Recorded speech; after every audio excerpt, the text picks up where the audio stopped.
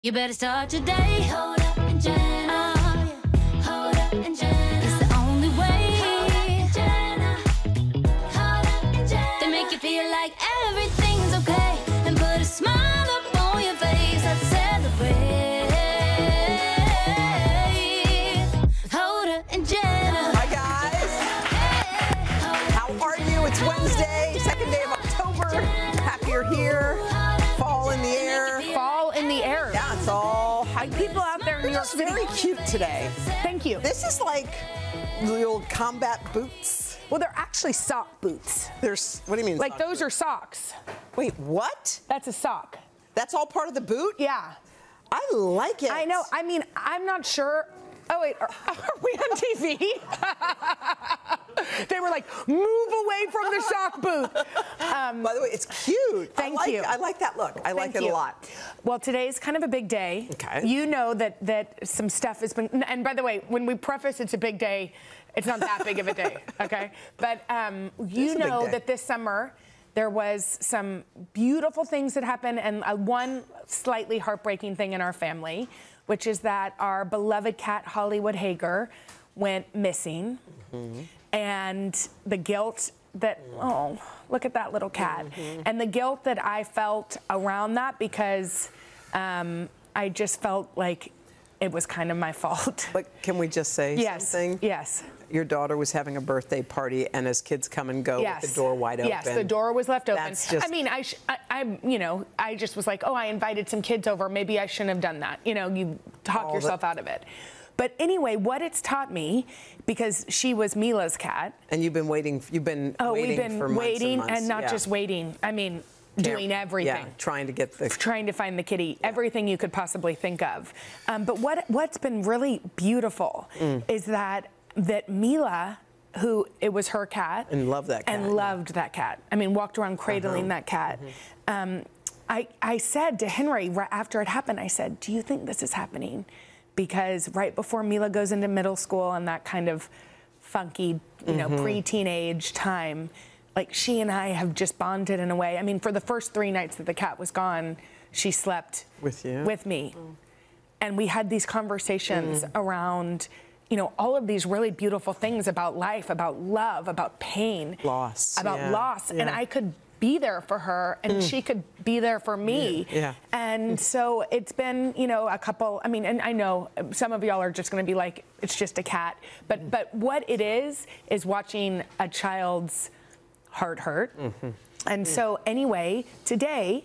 We went on Sunday and met a little baby kitty, which Mila is going to be adopting. So we're going to have a new member of our household, and hopefully Holly will come smell that little kitty and be like, who's getting in there with my parents? Yeah, you know? and come back. But you've left your door open for many a night. We left our door open. Yeah, literally unlocked open. And I mean, open. Is that insane? We've done everything we could. And I do think the way that Mila, because Mila was, if you're listening, you're probably like, wait, they lost and now they've found another cat. Yeah. This has been over the course of many months. And a lot of pain happened. And every day that Jenna stood here, and sometimes right before we went on, you were crying not just about the loss of your cat, but about Mila, your kids. I would get texts. I would get a message. Yeah. Mila would have her computer for school, and she would say, "Mommy, I miss her so much." Yeah. Getting him. This is the first time, and I know it's going to happen a million times, and this seems small, and I get it. But having, and now I understand, having holding a child's heart in your hand, you've done it. Yeah. Having a kid who has their heart hurting. Yeah. For whatever reason, and you know, for a reason of missing somebody that we love, a cat that she loved, is really hard to hold that nuance. So what did Mila think about the new cat? So she met the little kitty. Okay. And she said to me, I haven't stopped thinking about her all day. So I don't know. Y'all, we're not sure. We're just trying to do the best we can. By the way. But I'm excited. It's, and my dad and mom kept going, just adopt another kitty. It's time. It's been months. What do you? I mean, and she knows that every guest, Kate McKinnon was on. Every single guest who came in, Jenna had a full-on conversation before we went on the air about the cat. Well, they would say a cat. Yeah. They would say the word cat. All you had to do was say that. And you know, cats have been in the. There's been a lot of cats in the jargon these days. Yeah, so it just came up. But anyway, shall we move on? Yes, but we want to see pictures as soon as you can. Okay. All right. We got some big news in the dating world. So apps, according to this girl, are officially out. You know, dating apps, all the apps, the swipe left, swipe right. Wait, did you ever use a dating app? I did look around on one, but I didn't ever like officially. You know when you just shop around, but you're not on it. It's like looking at Zillow for real estate, but you're not buying a house. Exactly.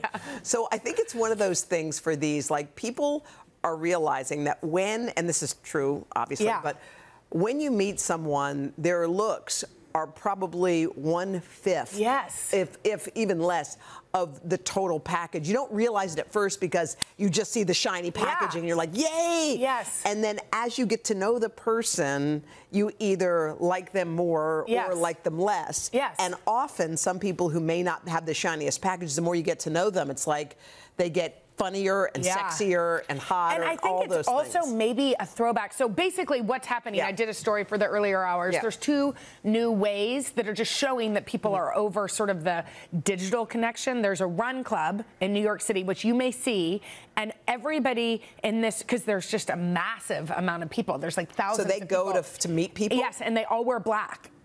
So imagine all of these people running and single. But what I think it's saying, and then they go to a bar. After the run, they go to a bar. They're all sweaty and they're talking. Okay, I like it. I think it's good. I know. I mean, you definitely aren't putting on a pretense. I do like that. It's not hair all done. Although, I think if you're not in shape, you might feel terrible. Like I think I would be like, ugh, I'm in the back, you know, with the walkers, people walking, which I love walking, but also sometimes having a conversation. I don't run anymore because I'm old, but when I used to run in college, I would run, and then if you talk, only if you're in good shape can you have a full conversation. And also, it's intimidating. So, and I know somebody told me all the hot guys are fast. So all the hot guys run fast, and people are like, you know, chasing them. But I do love the idea of like playing tennis on a date or doing something athletic, sweating away from alcohol. Yes, but also not everything exists in the phone. Yes. Not everything has to be a phone connection. Yes. Let's meet in real life. In real life. Right? Okay. Okay. Is that all? That's our whole. I'm sorry I took up so much time about that. We needed it. We had to. It's been on my mind. Now it's out. Don't you feel relieved? You've been carrying it around. You do feel relieved. I've been carrying. Yeah. But also, y'all, do I need some sort of psychological help? No, you're right on time. All right, we got a great show for you today. Tia Mowry is here, opening up about her new series, her dating life, her relationship with her sister. Oh, we can't wait for that. But y'all, look at these two. Up next, the popular podcasters Jen and Pumps. They give us their take on some hot topics right after this. Look at those two. All right, sometimes there are headlines or stories that are so wild, you gotta text your besties. You do, so that's what we're about to do in our new series, Group Chat. Okay, and joining our chat are the hosts of the I've Had It podcast, Jennifer Welch and Angie Pumps Sullivan, better known as Jen and Pumps. Hey, y'all. Okay, we love you first. Okay, the first one that we've heard is friendship therapy. What's happening with friendship therapy? Tell us about it in the group chat. I kind of think that we were trailblazers on this. Yes. Oh, what? Y'all went to therapy? Well, we used to smoke cigarettes. We haven't in over a decade, but we used to have therapy sessions together with each other over a pack of cigs. I'm not advocating smoking. Right. Quit. And we would help each other through our problems.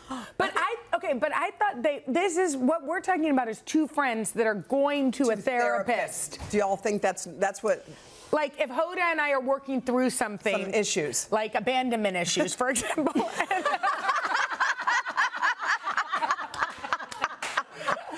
And we took Talia, and the three of us went to therapy.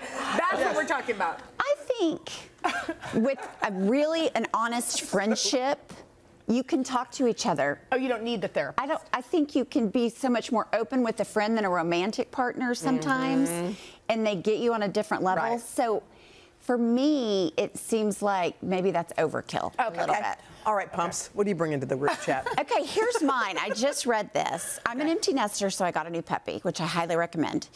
And I was reading an article that... What is that noise? Is that the group chat? I think so. People break up with their partners if their dog doesn't like them. And 61% of millennials said they would break up with their partner if their dog didn't like them.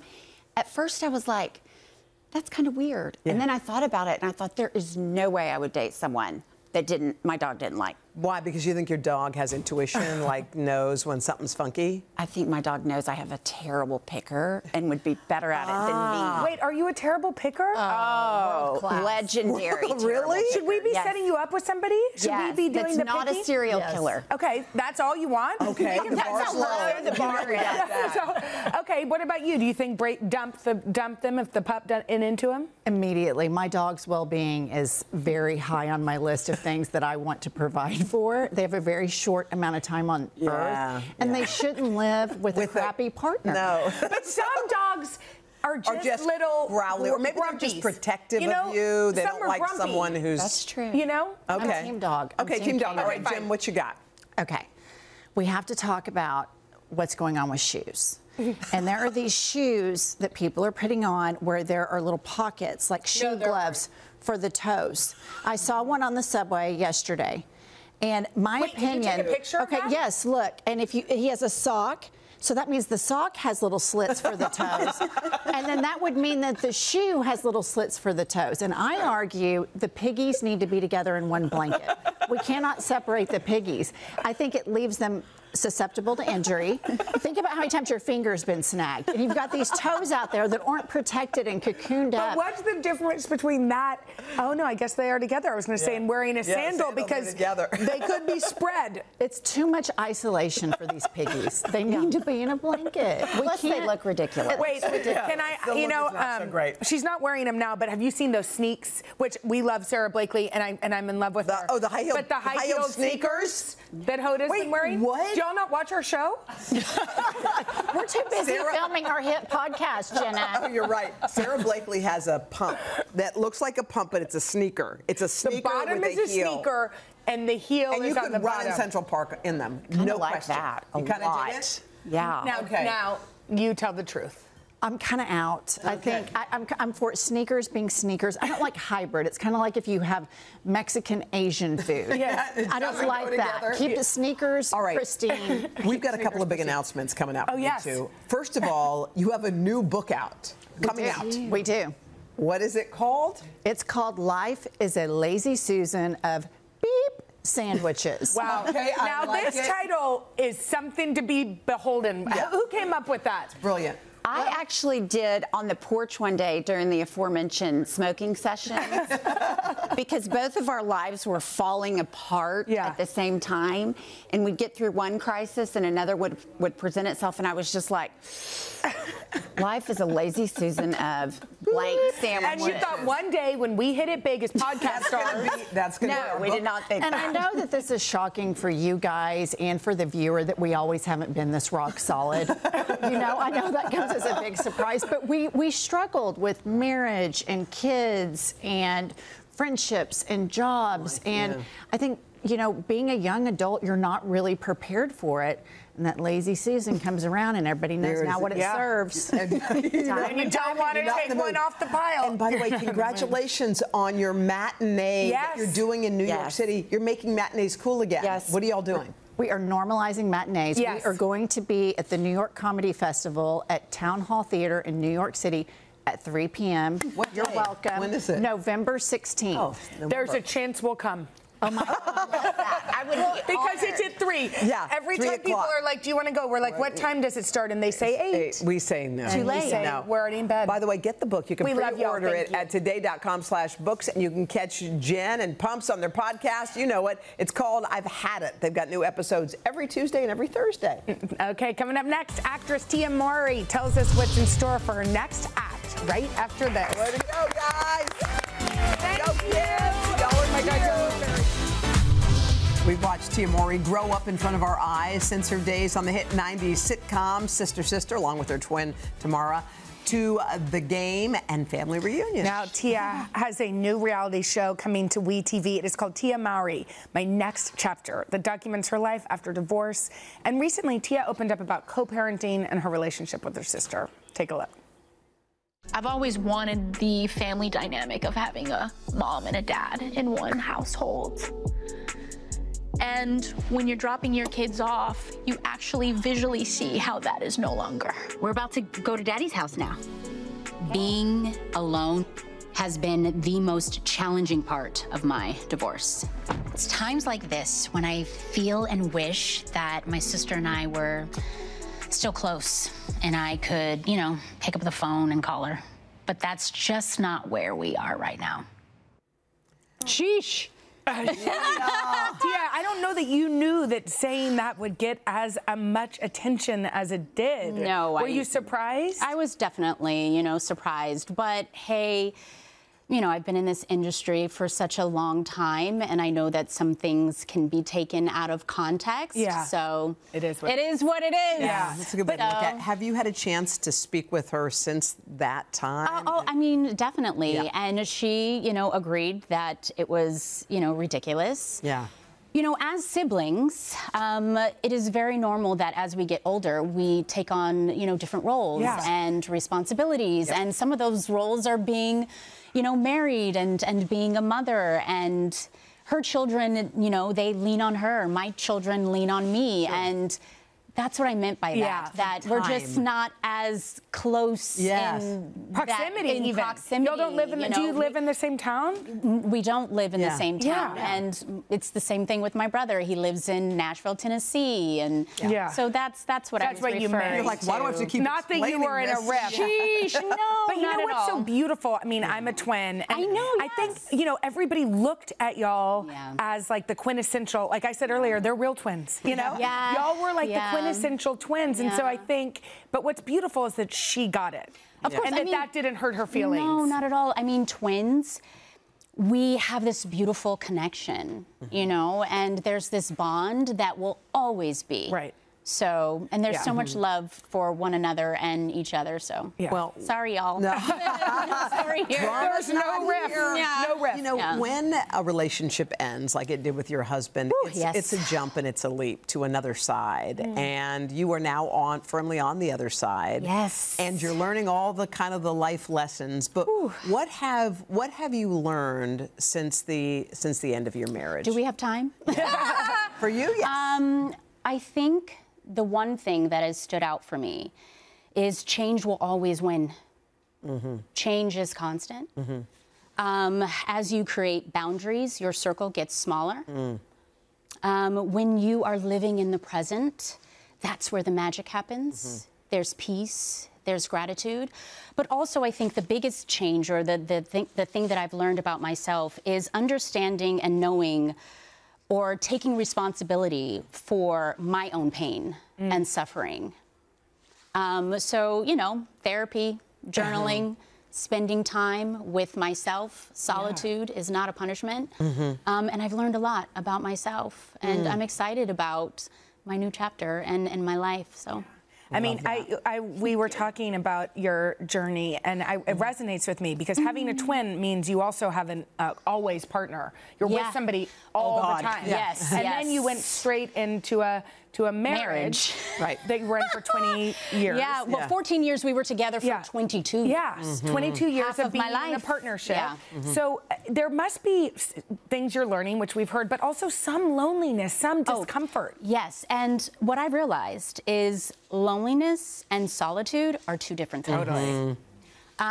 So, yes, of course, there was this moment in time, you know, 2 years ago, where I just felt really alone. But I don't feel that way anymore because I have me. Yeah. You know what I mean? And that really is the best connection and relationship that you can have ever. Is the relationship that you have with yourself. So. And that is paramount. And it also, I think, once you're there, you're sort of 100% who you are. And that way, the person who, the next person in your life who may, whenever that day comes, will be meeting you. Yes. Like the real you, maybe Yes, for the first time. You independent of your sister, relationships. Yeah, there's no codependency. Your career, all the things. This is something, do you imagine that? Do you see it? I do now. You know, I believe in love. And I believe that there is someone out there that, you know, will be aligned with who I am today. And I'm just so excited about that because I am taking with me in a relationship, a new relationship, more wisdoms and knowledge and really what love is. I just finished reading a book called All About Love by Bell Hooks. And it's crazy how we kind of have this idea of what love is. But again, I feel like, you know, I've learned so much and I cannot wait to apply that to my new relationship, but I'm already doing that. I can see myself just even being a better mother and just being present with my friendships, you know? So yeah, because love isn't just romantic love. it's not just a feeling. It's not. There's so much more to it. Yes. So, will you stick around? We got a couple of hot topics we want to go over. All right, we'll be back right after this.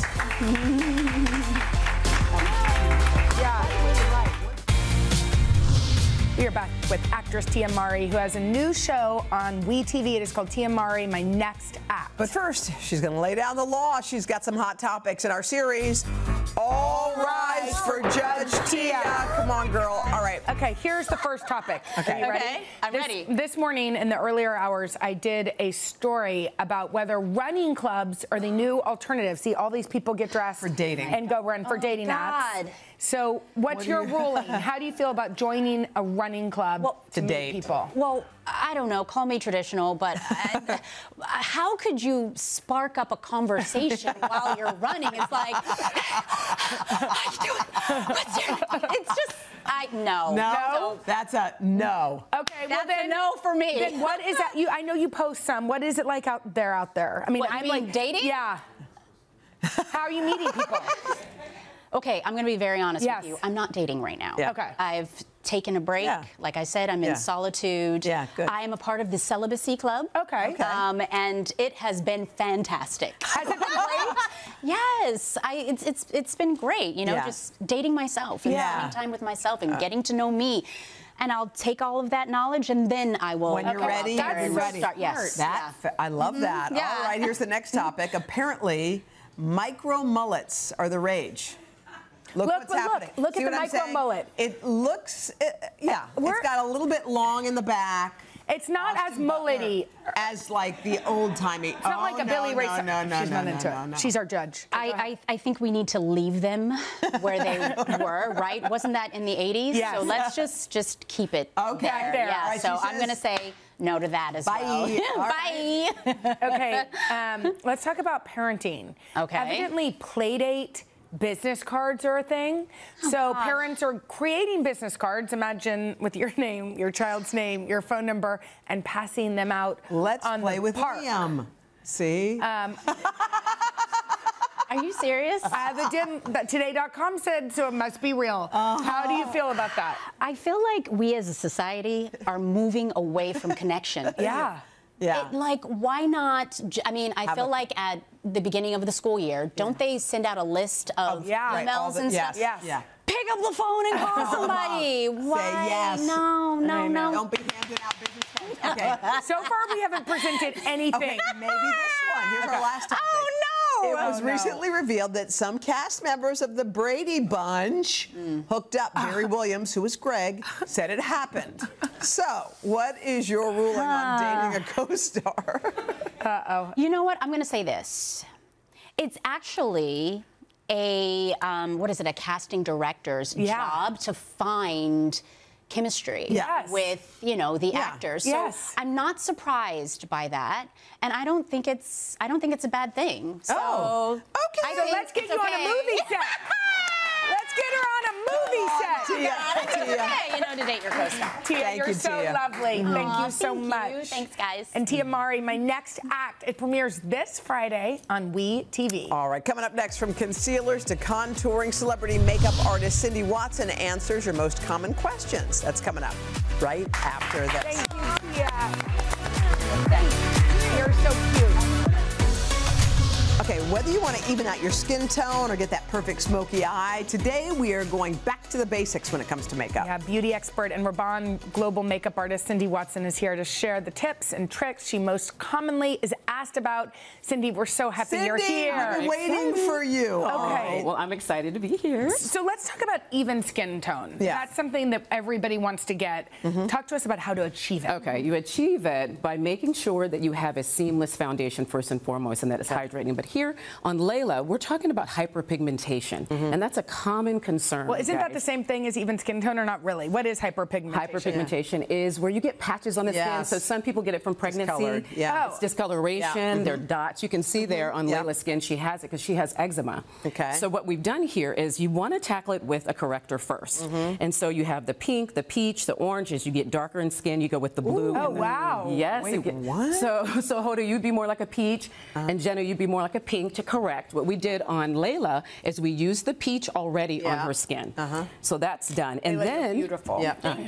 And then we take a hydrating foundation or concealer. Very important that it's hydrating, so it doesn't get cakey. And then you just tap it on the skin. Tap it. By the way, how do you know if a concealer thing is hydrating? Like, Well, this one has, well, you look at the ingredients. This one has avocado oil. So very important, and it's natural. You want, and then sometimes hyaluronic. Look at that, seamlessly. That's beautiful. Gorgeous, and that's how you cover it. Great and job. it stays all day. All right, Amazing. can we talk smoky eyes? Yes. with Miss yes, we Hannah can. down They're here? not easy to do. No, well, they're not. So I'm going to make it easy for you with a cream foundation. I mean, a cream eyeshadow. Sorry, a cream eyeshadow. Yeah. So take a cream eyeshadow. Instead of using the eyeshadows that sort of fall down and cake down and take forever to blend. Do you prime it with something before you put that on? You can, but this particular one has a primer built in. You'll look for that. Okay. And just like here you see on this side. So what's interesting is we've decided to use a smoky gray on Hannah. I like that. A lot of times we see the black, right? Yes. You can also use like mine as a chocolate. So it's not just about the color being black, it's about the look how fast. That, by the way, Done. it looks, what people make mistakes when they do smoky eye. What's like the #1 problem that we have? That it falls down and, you don't blend. So you definitely have to blend. And using this cream makes it easier. 1, 2, 3. Yeah. Don't even bother So with you just use one color? That's was it? it. You're all done? That was this. But I think you're right that you don't only have to use black. Right. So you can use a black, you can use a brown. Is that brown on your eyes right now? have the Look how brown. beautiful that is. Can y'all see that? Yeah, we can. Yeah. Oh, yeah. It's just one color. Okay. Okay, So it's very super simple. smart. Should we go to contour and bronze? Yes. Yes. Got Allie here. So here's the thing.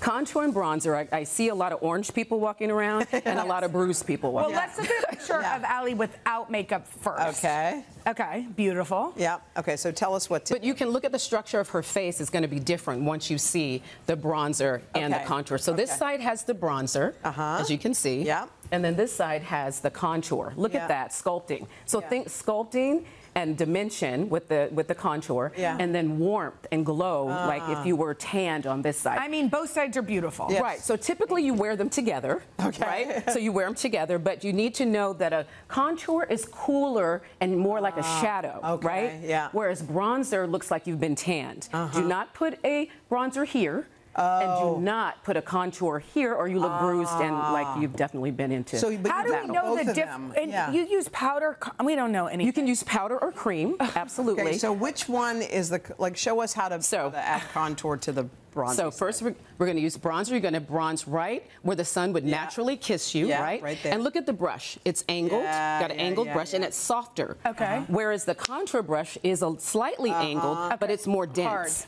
And then you take the color, and then you just sculpt here where you would sculpt right underneath the bone, whereas you bronze on top, right here. So would you do both together ever? Absolutely. So I can do it right here. So where she's bronzed, I would take that contour and go right down here, right? And then down the side of her nose. Yeah. Here if she needs it, she doesn't, but I do. I do it here. And then she gets that sculpted and that dimension to her face. Beautiful. And by the way, your tutorial was so good and easy to follow. You just taught us a lot. You want to keep it so simple. much. Yeah, thank you. That was great. Cindy. Coming up next, best-selling author Ann Patchett. She brings us her latest project and shares some of her favorite fall reads. We love her so much. Right after this.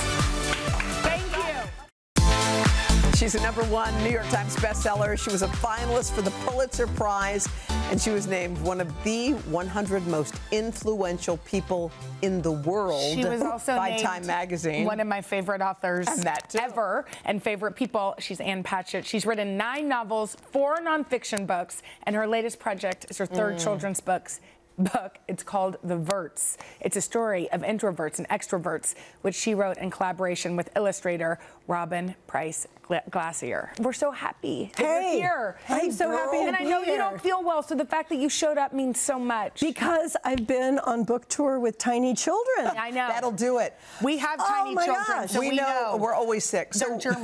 why introverts and extroverts? Why was this? All sorts of reasons. Yeah. Part of it was the pandemic, where I'm such an introvert, and I felt the pandemic was the rise of the introverts, because I was like, oh, I'm going to have to stay in the house for 2 years. That works for me.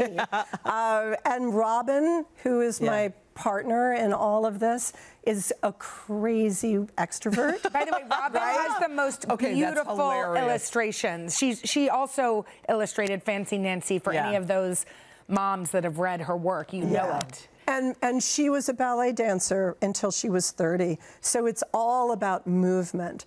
The Robin's illustrations, everybody is in this big swirl. This is They're so gorgeous. And you can look at one page for an entire day and keep seeing more things and more things. But okay, so here's the thing about you being an introvert. Yeah. I don't find you to be an introvert. I'm a high-functioning introvert. Robin's really into the word ambivert. You know, so you're a little bit of both. But no, I'm an introvert who knows how to show up. Themselves out of It's so funny because a lot of great writers just have a million interactions with a million people to come up with a million ideas. Where do all your ideas kind of pop from?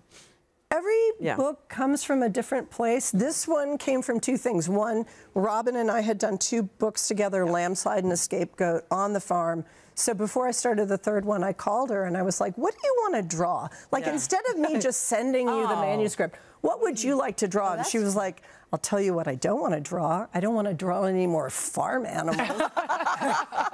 So she said she wanted a little girl who was glass half full, a positive optimist, and she wanted an equal character who was a little boy, because with Fancy Nancy, it was all girls. All girls. So then I had a boy and a girl.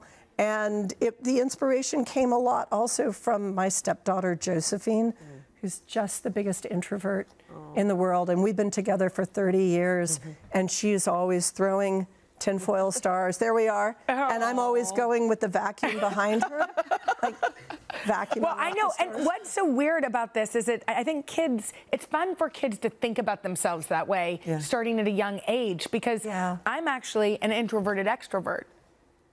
I think. Are you? Or an extroverted introvert. I recharge by myself. By yourself, I like to be alone. Yes, right. But nobody would ever think that about me. Nobody would ever. You know? And I would feel that way about you. You're the same way. Yeah, I think we all need to like power down and be by ourselves, and you don't always fuel up when you're around a million people. But we don't think about that as kids. No, we don't. So it's pretty cool that they can do that. It's also interesting with this book, a lot of adults are buying it, because what we have found is so many people have relationships with their opposites. Yes. So my husband's an extrovert. Yes. Robin's husband is an introvert. I've read books about some of your friendships. I mean, do you think I stalk Ann Patchett a little bit? I think you do. I think you do. And you had some extrovert friends, too. Sure. Yeah.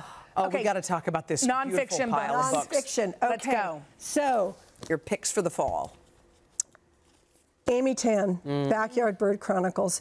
This book came out in April, and it sold out in 2 days, and they didn't get a reprint back until the middle of August. What was that publisher thinking? No, it's because of the incredible full-colored pictures. She drew all these birds. Wait, what? Yeah. How is she so talented? Look at this thing. It is an astonishing book. Wow. But I really want to, like, oh my gosh, hold it up and say, I don't want this book to miss its chance, because it's so don't miss its chance. Do not miss this chance. Let it be your holiday book. It's back in stock now. Oh, I'm sending it to my mom. She will love this so much. I love it. What she writes and what she draws is incredible. Amazing. Okay, next one. And then this book, it's a university press, Vanderbilt University Press, The Kingdom of the Poor. Charles Strobel was a great friend of mine, Catholic priest, started homeless shelter in Nashville, started the Room in the Inn program where they took the unhoused into churches in the cold, and I wrote the introduction for it. But he put this together with his niece and a friend while he was dying. And it's a manual for how to be a decent person. Oh my gosh, pass it. We need decency. We need it.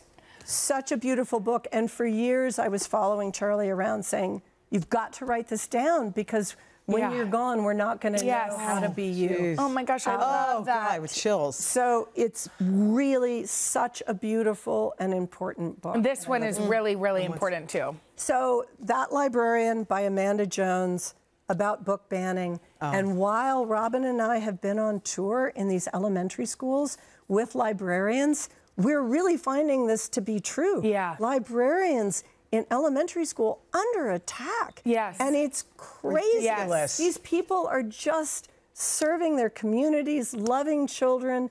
And recommending books.